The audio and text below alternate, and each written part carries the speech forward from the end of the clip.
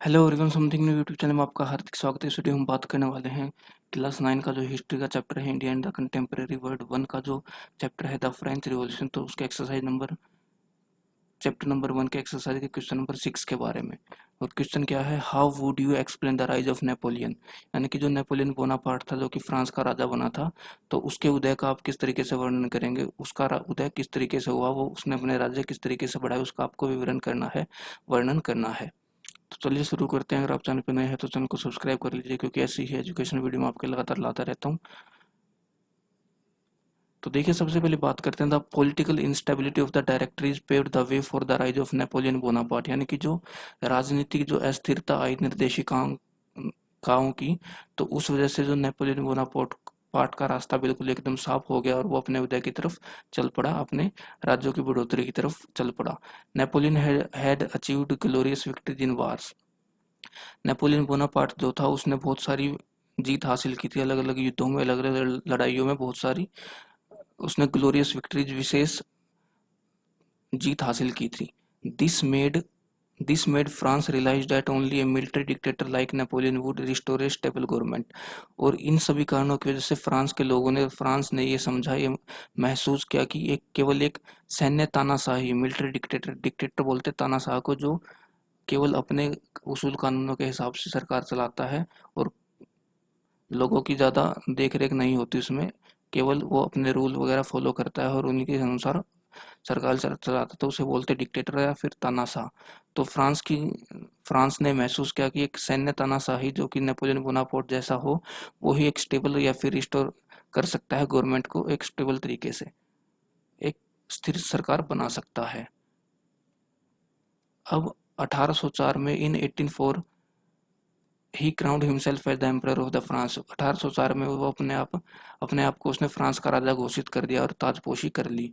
He set up he set out to conquer neighbouring European countries, और वो अपने जो पड़ोसी यूरोपीय देश थे उनको जीतने के लिए निकल पड़ा। डिस्पोजेसिंग डायनेस्टीज एंड क्रिएटिंग किंगडम्स, उसने अलग अलग जो वंश थे उनको हटाया और नए नए साम्राज्य स्थापित किए। Where he placed member of his family, और जहाँ पर उन्होंने अपने ही परिवार के लोगों को उनकी देखरेख के लिए, साम्राज्य की देखरेख के लिए लगा दिया। Napoleon viewed himself as the moderniser of the Europe. Napoleon अपने आप को यूरोप के मॉडर्नाइजर के तौर पे देखता था, यूरोप के जो आधुनिक तानाशाह होते हैं उसके तौर पर देखता था। He introduced many laws such as the protection of the private properties.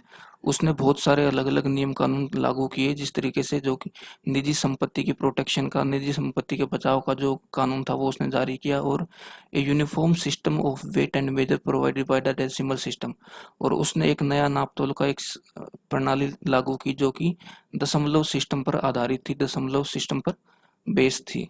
But his rise to power did not last for a long time, लेकिन उसका ताकत में रहना काफी समय तक कामयाब नहीं हो सका, वो काफी समय तक ताकत में नहीं रह पाया, उसका उदय काफी समय तक नहीं चल पाया। और finally he was defeated at Waterloo in 1815, और 1815 में उसको फाइनली आखिरकार उसको हार मिली वाटरलू के युद्ध में। तो ये था नेपोलियन बोनापार्ट का ब्रीफ इंट्रोडक्शन, और किस तरीके से नेपोलियन बोनापार्ट ने अपना साम्राज्य बढ़ाया है यूरोप के अंदर और फ्रांस के अंदर। तो अब इसका एक बार ओवरऑल फटाफट इंट्रोडक्शन देख लेते हैं कि क्या था, ब्रीफ इसका देख लेते हैं।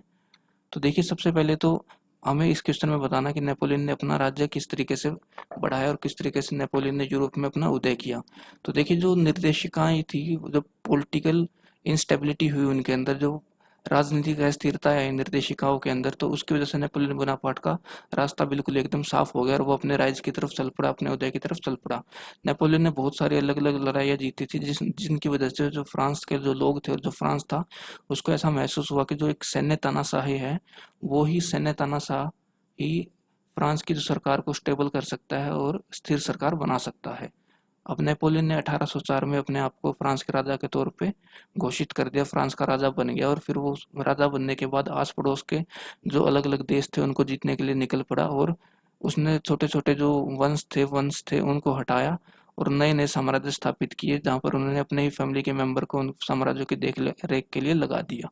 अब नेपोलियन अपने आप को यूरोप के मॉडर्नाइजर के तौर पे देखता था। उसने अलग-अलग कानून भी चालू किए, जिस तरीके से जो कि निजी संपत्ति के बचाव का या फिर संरक्षण का जो कानून था वो उसने शुरू किया, और उसने एक नापतोल की नई प्रणाली शुरू की जो कि दशमलव सिस्टम पर आधारित थी।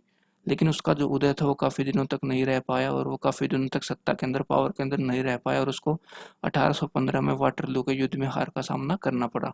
तो ये था नेपोलियन बोनापार्ट के राइज के बारे में। तो उम्मीद करता हूँ आपको वीडियो पसंद आई है। अगर आपको वीडियो पसंद है, वीडियो को लाइक करें, चैनल को सब्सक्राइब करें, क्योंकि ऐसी ही एजुकेशन वीडियो मैं आपके लगातार लाता रहता हूँ। अगर आपको कोई सुझाव देना तो आप कमेंट सेक्शन में लिख सकते हैं। धन्यवाद।